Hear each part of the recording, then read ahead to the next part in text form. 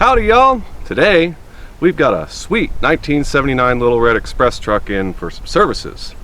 Needs some air conditioning, needs some oil changes, just needs a good once over. Customer bought it a couple of years ago and has just been driving it, so he just wants it checked out. So we're gonna take a look around this sweet old truck. We're gonna get it in the shop. Follow along.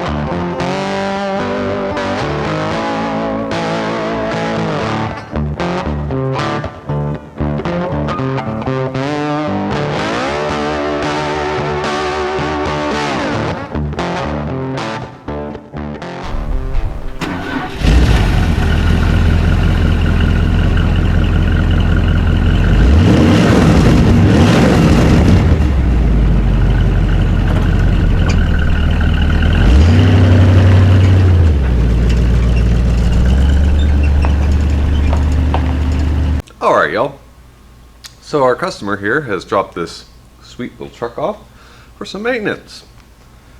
I mean, you know, it's old, it needs things too. This one needs some air conditioning work apparently. It's all there apparently, it worked when he bought it, now it's not working very good. He's also concerned with, you know, checking it over for some leaks, make sure the brakes are in good shape, and it's due for an oil change. So we'll get started here. I don't know if we're going to be able to get it on the rack today just because of the way the exhaust is set up, but we'll try. And we'll see if there's anything wrong with this little truck. Okay guys, under the hood. As you can see, this thing has obviously been pretty well taken care of. See, you know, everything's shiny, though it should be shiny. We've got, looks like some pretty fresh spark plug wires and whatnot. You know, lots of things have been painted, which, you know, probably a good thing. Keep them from rusting, but you know, sometimes that can kind of cover up some things too. So let's see what we got. We're going to start with just checking our air conditioning out. This one has already been converted to R134 style fittings, which, you know, the air conditioning's never going to work very good in this truck, unfortunately, but let's just see what it's got in it, and we'll go from there. Alright guys, tools of the day, air conditioning machine. We do try to recover and recycle Freon around here, because it's expensive, and it's the right thing to do. And we'll get this little guy plugged in, and we'll see if we have any pressure in the system.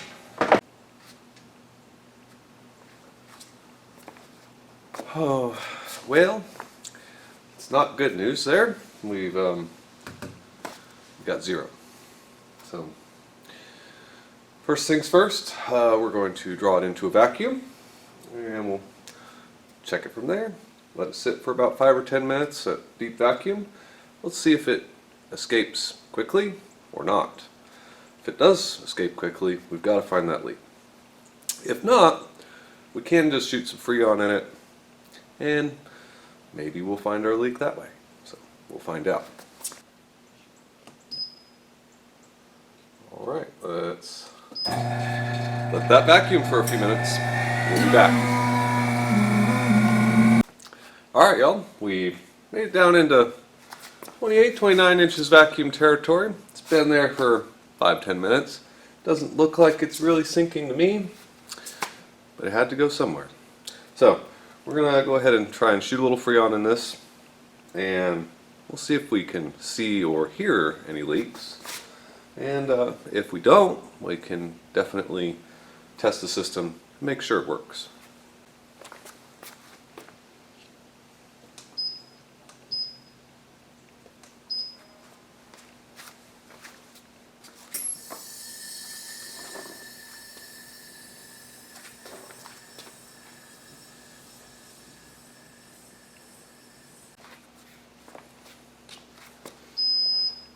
Okay guys, we've got 2 pounds of Freon in it.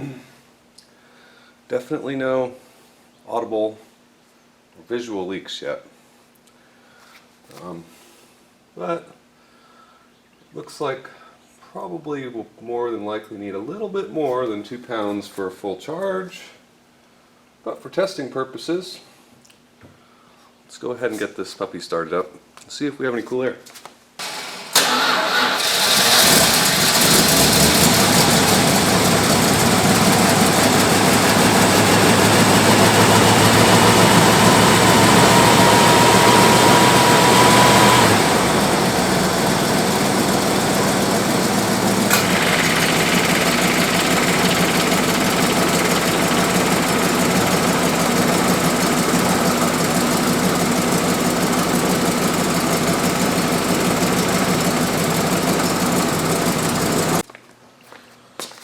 Okay, the system does work. That's good. Where's our leak though? Well, I can tell you from experience, probably everywhere. Very, very small leaks. Everywhere. I'm going to dig a little deeper though, and just see if we can find anything blatantly obvious. Now we've got, pretty good amount of pressure on the system. We should be able to see something, hopefully. Maybe find an oily spot. I don't know. Sometimes all you can do, guys, is fill them up. Short of replacing every single O-ring, pressure testing every single component. And, these hoses that are attached to the system, yeah, they're from 1979. They leak too. You may not even see it.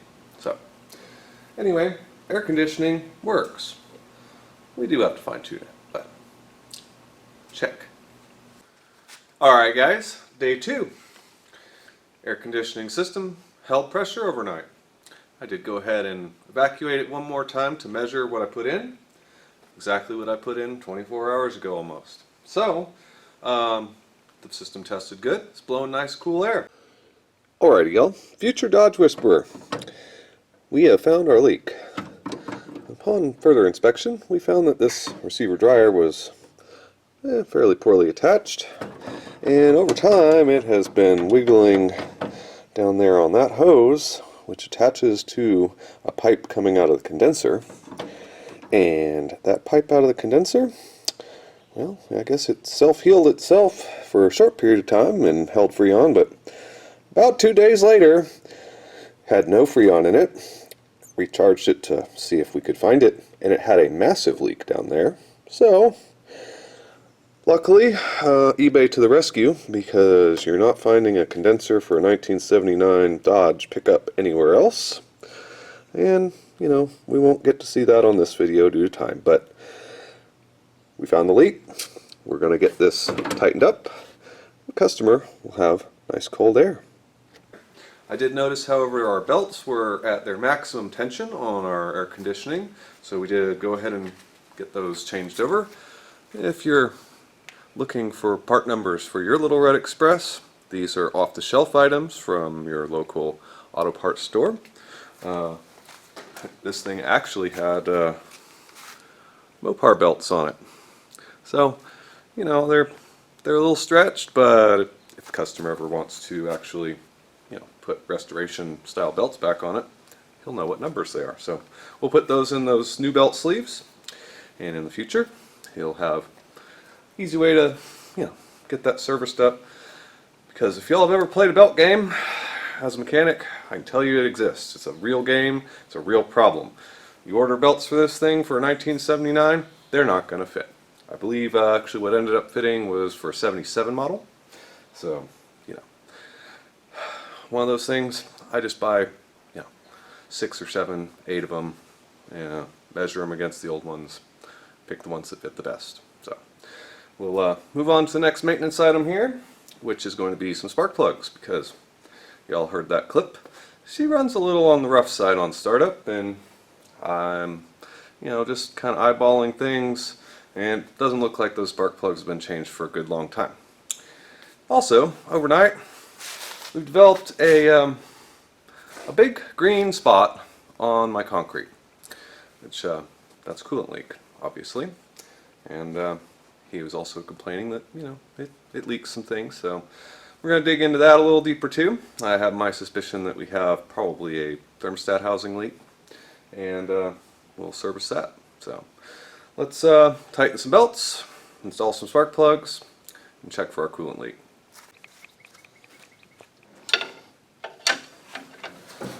Alright y'all, let's see if we can get this pry bar oriented to get some tension here.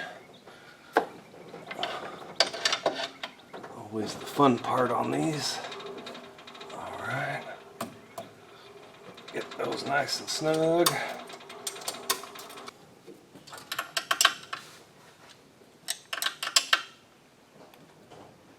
Alright. That ought to do there. Let's move on to power steering. The nice thing about these on the power steering side of things, they give you a little place for your 1/2-inch drive ratchet. And you want to get this guy pretty snug because they love to squeak. So, if we can use the right size wrench, that would be helpful.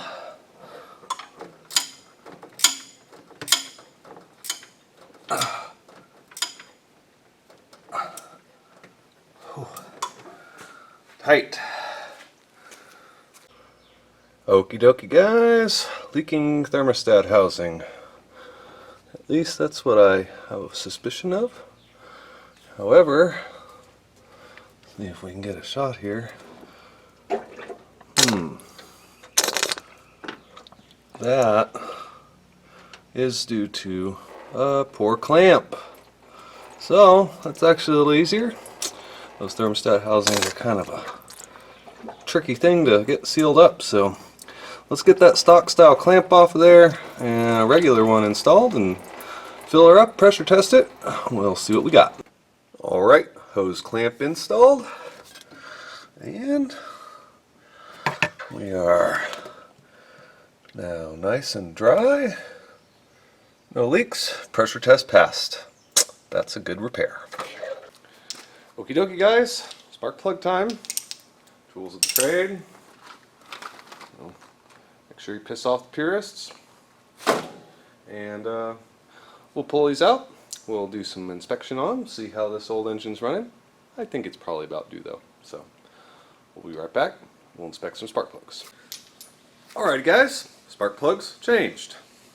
I even managed to get this thing on the rack, so that'll make it, we'll change a lot easier. All the plugs look pretty good. Here's a couple of them just for reference. They were not terrible. A couple of them were definitely a little wet with fuel though, and it definitely started up better, idle smoother, so I'd say that's a win. So let's get this thing in the air, we'll change the oil, and we'll just do some general maintenance check, see how everything looks under there. Alrighty guys, let's take a look under here. Overall looks like it's in pretty good shape. We have one problem right off the bat here, which is broken sway bar links.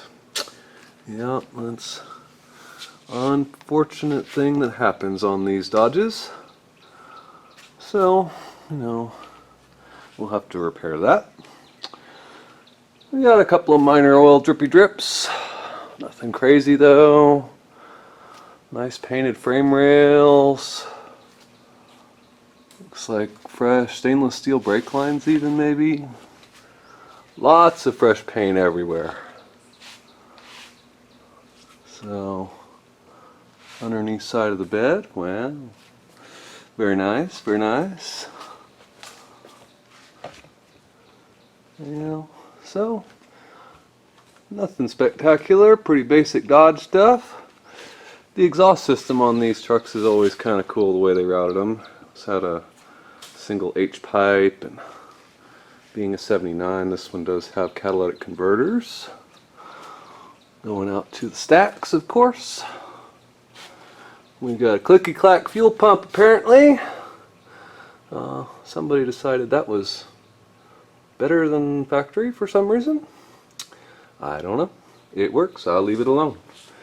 It looks like at least they did some decent wiring on it. I've seen way worse. Well, looks like we got some fresh gaskets on the transmission and no appreciable drops of redness, so that's good. You know, all just pretty basic Dodge stuff, guys. Nothing fantastic here, but definitely pretty well kept. Oh, and look at that. A little minor upgrade there on these trucks is that steering brace there. Somebody decided to upgrade that a little bit. That does strengthen up the frame rail. They do tend to crack there. Overall, it's a clean, nice truck. I would not be ashamed of that at all. So, let's get an oil change on this old girl and get her off the rack.